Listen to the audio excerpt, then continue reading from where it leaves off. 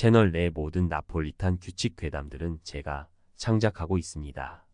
구독과 좋아요, 응원 댓글은 정말로 큰 힘이 됩니다.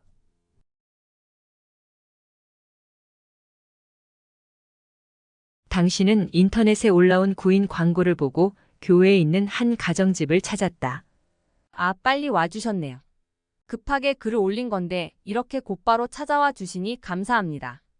원래라면 하실 일에 대해서 직접 자세히 설명하겠지만 올린 글에도 적었듯이 지금 저희가 너무 급한 상황이라서요.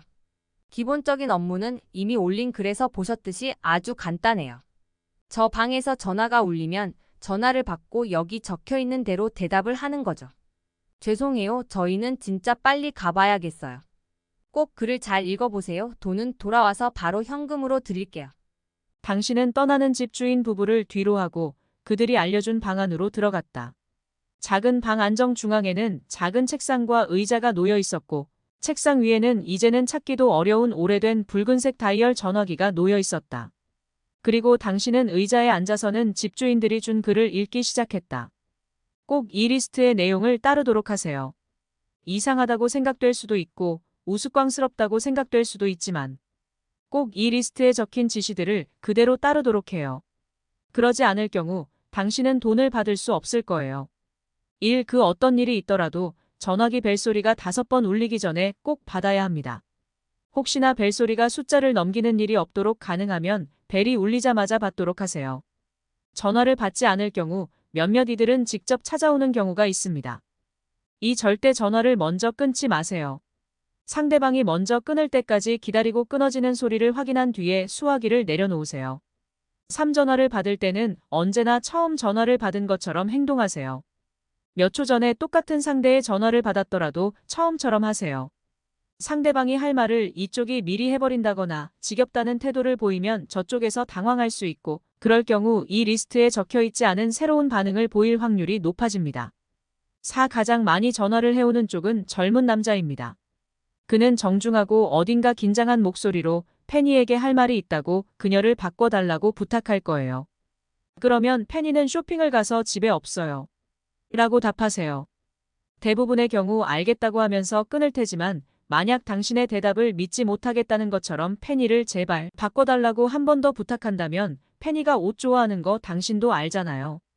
오늘 새 드레스가 가게에 들어오는 날이라 일찍 나갔어요. 라고 답하세요. 그러면 그는 전화를 끊을 거예요. 다시 말하지만 중요한 건 절대 먼저 전화를 끊어서는 안 된다는 거예요. 연결이 끊어지는 소리가 날 때까지 수화기를 계속 들고 계세요. 그 다음으로 자주 전화가 오는 사람은 나이든 형사입니다. 그는 자기를 찰리 맥페일이라고 소개하면서 나쁜 소식이 있다고 말할 거예요. 놀란 척하면서 그게 무슨 말이냐고 물으세요. 그러면 그는 페니가 죽었다고 말할 거예요. 호수에서 그녀의 시체가 발견되었다고요. 그는 이 사실을 그녀의 부모들에게 어서 알려줘야 한다고 하면서 지금 전화를 받고 있는 당신이 누구인지 물을 거예요. 그러면 당신은 정원사라고 답하시고 에먼트 부부는 친척 집을 방문하러 가서 내일이 돼야 돌아온다고 답하세요. 친척 이름은 윌리엄 라일이라고 말하세요. 그러면 그는 알겠다면서 전화를 끊을 거예요. 꼭 정확히 저렇게 답하셔야 해요. 만약 그가 당신을 수상하게 여기기라도 한다면 당신을 만나러 오겠다고 할 거예요. 그럴 경우 당신의 이름을 존 알스라고 하면서 5시에 직접 경찰서로 가겠다고 답하세요. 꼭 이렇게 답하세요. 그래야 그가 찾아오지 않을 거예요. 당연히 당신은 경찰서로 갈 필요 없어요. 어차피 똑같은 전화가 다시 몇 번이나 걸려올 테니까요. 6어린 여자아이의 목소리로 자기를 메리라고 말하며 놀자는 전화가 오면 여긴 페니의 집이고 페니가 먼저 놀고 있다고 답하세요. 빨리 답하지 않으면 그 여자아이가 먼저 숨바꼭질을 시작한다고 말해버릴 테니 그냥 놀자고 말하기 전에 중간에 말을 끊고 그렇게 답하도록 하세요. 그럼 전화는 끊어질 거예요. 만약 대답이 늦어서 숨바꼭질이 시작되었다면 가능하면 이 방 안에서 나가지 말고 특히 화장실로는 절대 가지 마세요. 저희가 돌아와 문을 열어드릴 거고 그 뒤에 이 집에서 나가시면 그걸로 당신이 숨바꼭질에서 이긴 거니까 걱정할 필요 없어요.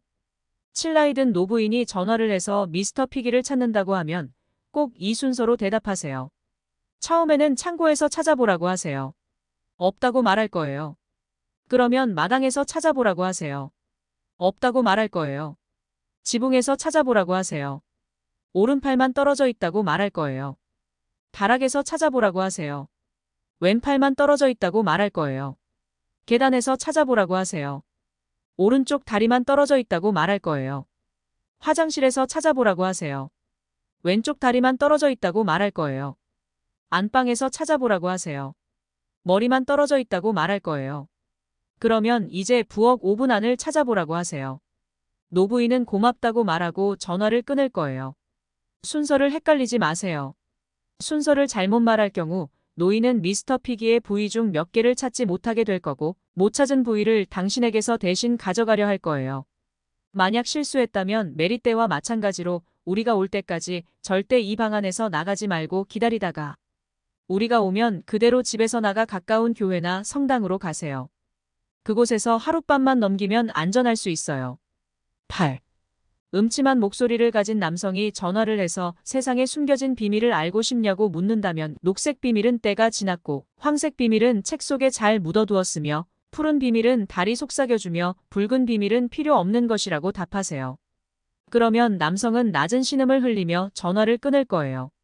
구 자기가 존 알스의 엄마라며 그를 찾는 전화가 온다면 존은 찰리 맥페일 형사와 함께 있다고 하세요. 보통은 그러면 그냥 전화를 끊겠지만 만약 그녀가 흐느끼기 시작한다면 가만히 그냥 그 울음이 멈출 때까지 기다리세요. 그녀는 존이 너무 보고 싶다고 그가 왜 그런 끔찍한 짓을 했는지 모르겠다고 말할 텐데 그냥 가만히 듣고만 있으세요. 그러면 어느 순간 전화가 끊어질 거예요. 10. 쾌활한 목소리의 여성이 전화를 해서는 친구들이랑 약속이 있다며 부모님께 그렇게 전해달라고 말한다면 그냥 알겠다고 하세요. 전화기 너머로 그녀를 부르는 남자의 목소리가 들리고 그녀가 그에게 그만하라며 장난치듯 웃어주는 게 들려도 무시하세요. 당신이 할 수 있는 일은 전혀 없어요. 당신이 뭘 어떻게 하더라도 이미 일어난 일들은 바뀔 수 없는 법이니까요. 페니는 이미 오래전에 호수에서 죽었고 정원사 존 알스도 감옥에서 죽었어요. 존 알스를 범인으로 몰아 감옥에 넣었던 찰리 형사도 결국 몇 년 뒤에 총에 맞아 죽고 말았죠.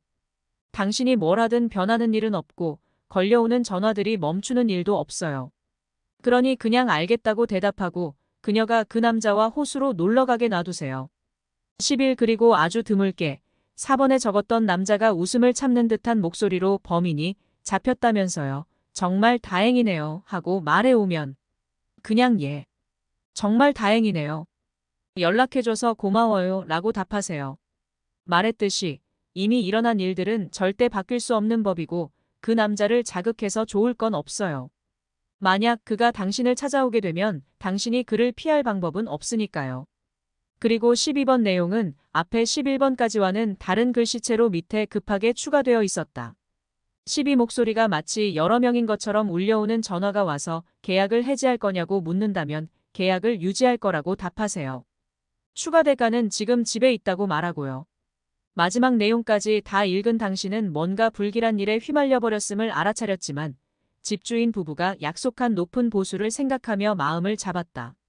그래 시키는 대로만 하면 되는 거니까 거기다 오늘 하루만 하면 되는 건데 뭐. 그리고 한참이 지나도록 전화기는 울리지 않았다. 혹시 저 리스트란 단지 정신이 이상한 집주인 부부의 망상의 결과인가 하고 생각하고 있는데 마침내 전화기가 울렸다. 하지만 당신은 알아차리지 못했다. 당신이 방금 전 읽은 리스트가 꽤 오래전에 작성되었다는 점과 그 뒷면에 또 전혀 다른 글씨체로 어떤 내용이 추가로 적혀 있다는 것을. 만약 당신들 부부가 이 리스트를 잘 따른다면 별다른 문제는 생기지 않을 겁니다. 그리고 그 분들과 당신들이 한 거래가 유지되는 한 이 전화들은 계속 걸려오겠죠. 당신들이 실수하는 걸 기다리듯이요. 나 또한 그랬고 나 이전 사람들도 그랬죠. 하지만 어느 날 전화가 걸려오는 게 멈춘다면 그것은 그분들의 힘이 부족해졌다는 거고 그녀와 다른 이들을 반복 속에 붙잡아 두기 어려워졌다는 뜻이죠. 그때는 그냥 도망치면 되는 거지만 만약 계약을 유지하고 싶다면 그분들께 재물을 드리세요. 다만 잊지 마세요. 재물 스스로 자기 의지에 따라 그분들께 계약을 유지하겠다 말하도록 만들어야 해요. 그래야만 그분들께서 힘을 회복하실 수 있어요. 그럼 부디 당신들의 딸이 계속 건강할 수 있기를 바랍니다.